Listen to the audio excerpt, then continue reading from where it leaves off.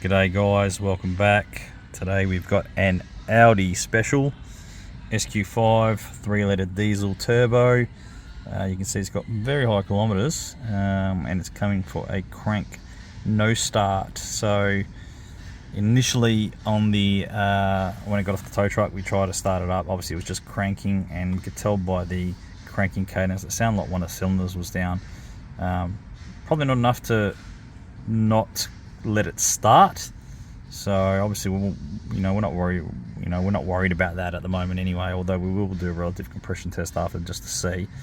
We might do that now that it's not starting anyway, but we've just got the eye scan on it, and check it out. Fault code, we've got fuel rail pressure too low. So let's see if I can bring up some live data on this. I'll get you back up, and then let's see if we can find actual versus target, hopefully, and we'll see what that is. Here we go, we've got some live data here. Whoops. Just get that back connected, and apologies for that annoying beep, but let's just crank it, see what happens.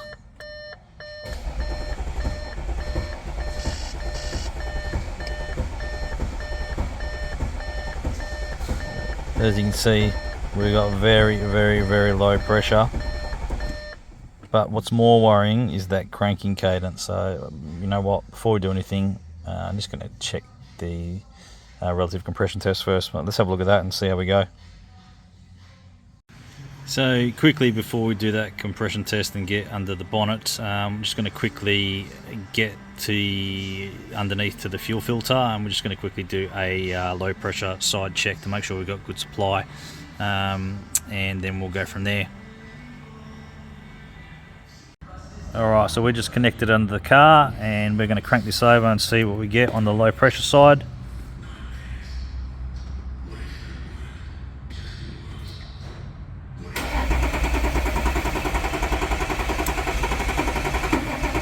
Good. So there you go, as you can see we are getting around 60 psi, which is the spec that's required on the low pressure side, so we definitely don't have a fault with the low pressure side of the system. So let's go attack the high pressure side. So I've jumped the gun a bit since you last saw the video. What we did, we got really busy, and what we ended up doing is trying to determine, obviously our low side's good, we're trying to determine, do we have an injector bypassing through the return? Have we got an injector leaking into the cylinder? Have we got a pressure regulator leaking? That sort of thing. Is our high pressure pump able to create the pressure? So I'll just let you know that what we ended up doing is we removed the return lines, and unfortunately my kit over there doesn't have the right adapters, so we did it visually. We just confirmed, we had two people looking on both sides to see what was coming out, and nothing was coming out any of the injectors, which proved to us nothing was bypassing there. And then we decided to blank off the rail completely. As you can see, we got our rails, we got our caps on there, we've got our caps over here, so our rails capped off, and it does build pressure now. We do get desired pressure, as in wanting to start the car. Obviously once it reaches that pressure, the regulator relieves the rail. So obviously what we want to do now is do that compression test together, the relative compression test. I've got a sync on number 1 injector. I'll show you building pressure. We'll do a capture on the scope, relative compression, with the sync on number 1, and then we're going to have a look at it and decide what to do.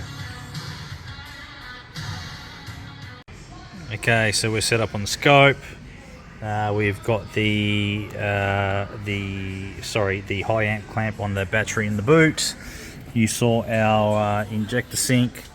So we've got the scan tool on. We're going to do it all together in one hit, and then we're going to reassess. So we've got the scope running now. Let's see what we get here. We're probably going to get a low voltage code, but we'll try and skip past that.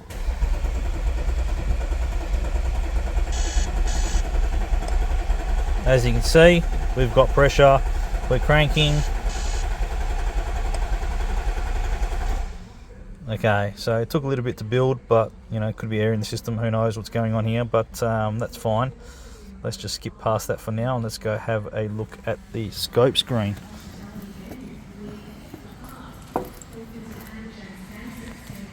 So what I'll do is I'll get you up on the screen now. Let's see what we got. Might just drop that scale down a bit so we can see it a bit better. Bring it down here. Let's zoom in.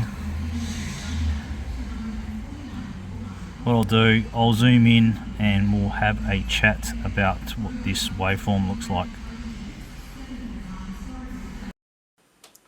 Okay, so what I've done is I've just taken a screenshot of that. I zoomed in and I put the firing order on the screen. So as you can see here, we will sync to number 1. We've got our firing order. Our next in line is number 4, and you can see that is our low cylinder. So if we put 2 and 2 together, we've got no rail pressure. When we block off the common rail, we get rail pressure.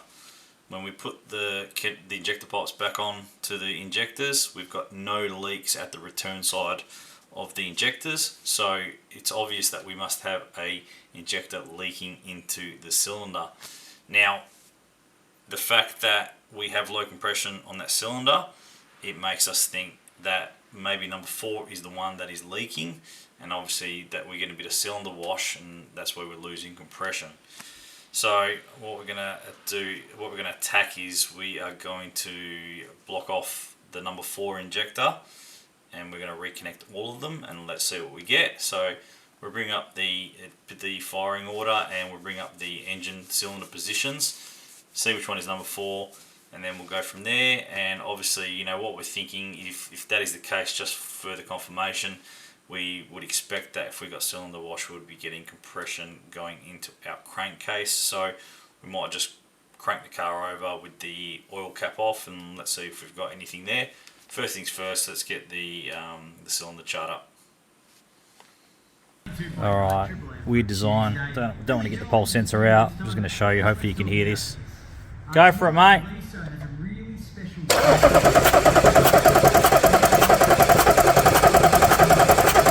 Okay.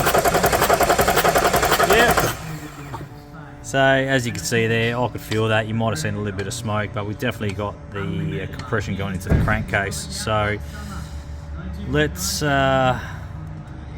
what we're going to do. We are going to reconnect all of the injectors except number 4. So let's do that, and then I'll show you what's going on. We'll go back on the scan tool on the inside and we'll recheck the pressure and see if we can actually get this car to start if it's making pressure.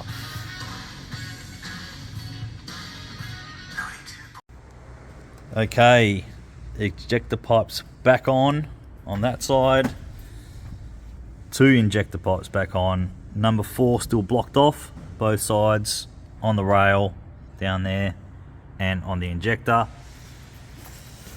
Oh-wee, here we go. I'm not even going to connect the eye scan up. I'm actually just semi-excited that it's that it may start, so let's give it a crack. There goes nothing.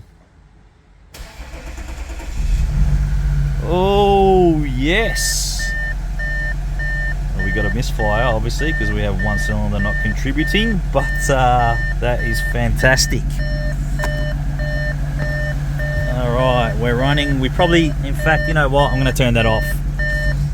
We probably should not be running this at all because we've got a whole lot of diesel in the sump, I would assume. At the end of the day, I think it doesn't look like there's much smoke or anything, but I dare say the exhaust is going to be full of it, the crankcase is going to be full of it. So, well, there you go.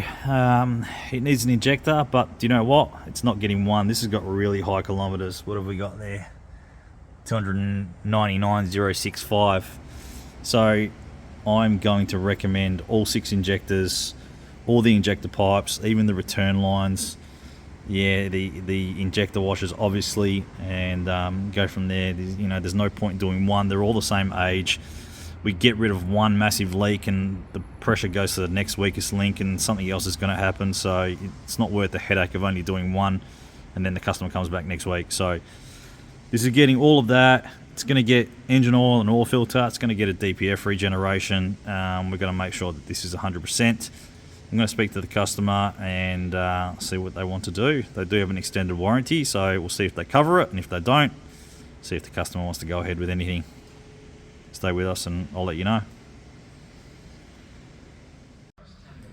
Alright guys, so we've got the new injector in, and let me tell you, I can't even remember what we did on this vehicle because it's been such a long time. We had to wait almost 2 months for this injector to come from Germany, so that was a nightmare. Car was sitting around, pushing it around. Anyway, it's done. So unfortunately we could only do one because warranty would only pay for one, and the customer was just happy to go with the one injector. Ideally we should have done all 6, but anyway, that's done. We're going to do an oil and filter change, and then we're going to jump in the car and see how we go. So let's do that. Alright, we're all together. Here goes, guys.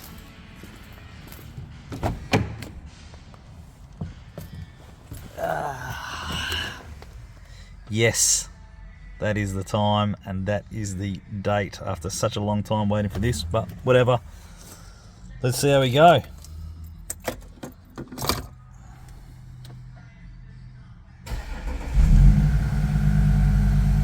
Oh, beautiful. First go. That is fantastic. And it sounds like it's idling very well at the moment. Switch off engine and check coolant level. I'll do that in a sec. Anyway, I just want to be more I guess we just want to be 1000% sure this is running right. So I'm just going to go out there. I will turn this off in a minute, but I want to leave it running. I want to make sure there's no leaks. I'm going to check all the levels, and then we're going to go for a drive, and I'll get you back up. Alrighty, we're back from a road test. I filled up the coolant, topped it up. This car drives completely fantastic. I'm just going to check it for any codes in the system. We'll just run a code scan on it. We'll clear everything. There's no lights on the dash or anything like that, so let's clear those codes and go from there. Alright, it was interesting. I wanted to try the Artydiag BT on this thing anyway, so let's see how we go, see if we can do a full code scan and see how fast it is, and then let's clear all the codes. Let's see if this will VIN scan. 2014 Audi SQ5. I think it's 2014. I don't think it's going. Oh my god. Wowee. There you go. That's pretty awesome.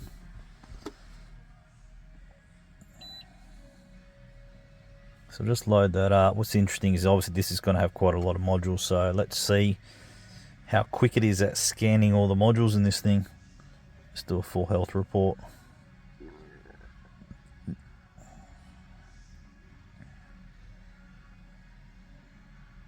Alright, let's keep an eye on that timer. Maybe I'll fast forward it if this is going to take ages, and then we'll see.